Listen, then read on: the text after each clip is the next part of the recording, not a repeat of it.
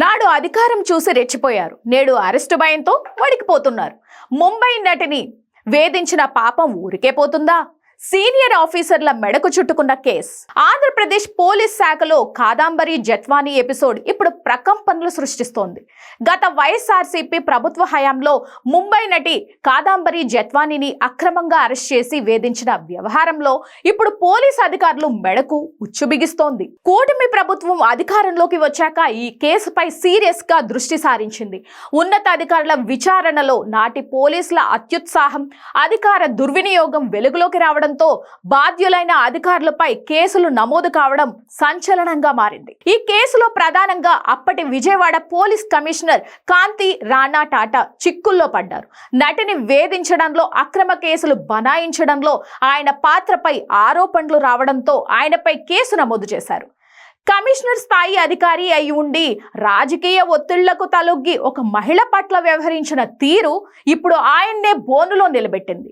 Arrest భయంతో ఆయన ముందస్తు బెయిల్ కోసం ప్రయత్నాలు చేస్తున్నారంటే పరిస్థితి ఎంత సీరియస్ గా ఉందో అర్థం చేసుకోవచ్చు. మరో కీలక అధికారి అప్పటి డీసీపీ విశాల్ గున్ని పరిస్థితి కూడా అగమ్య గోచరంగా మారింది. విచారణలో ఆయన పాత్ర కూడా ఉందని తేలడంతో ఆయనపై కూడా చర్యలకు రంగం సిద్ధమైంది. అక్రమ అరెస్టుకు స్కెచ్ వేయడం, బృందాలను పంపడం వెనుక ఉన్న విశాల్ గున్ని హస్తం ఉందని ఆరోపణలు ఉన్నాయి. ఇప్పుడు ఆయన కూడా అరెస్టు భయంతో అజ్ఞాతంలోకి వెళ్లే ఆలోచనలో ఉన్నట్లుగా ప్రచారం జరుగుతోంది. వీరితో పాటు అప్పటి ADCP Ramachandrarao, ACP Anjaneyulu, inspector Seetharamaiah వంటి కింది స్థాయి అధికారులు మెడకు కూడా ఈ కేసు చుట్టుకుంది.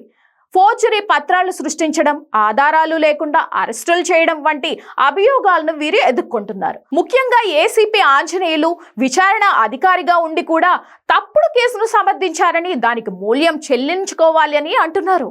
మొత్తానికి పాపం పండినప్పుడు పాతాళంలో దాక్కున్నా పట్టుకుంటుంది అన్న సామెత ఈ పోలీస్ అధికారులకు సరిగ్గా సరిపోతుంది.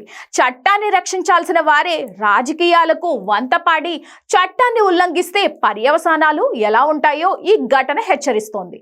ఈ కేసు విచారణ పూర్తయితే ఇంకెన్ని సంచలనాలు బయటకొస్తాయోనని పోలీసు వర్గాల్లో ఆందోళన నెలకొంది.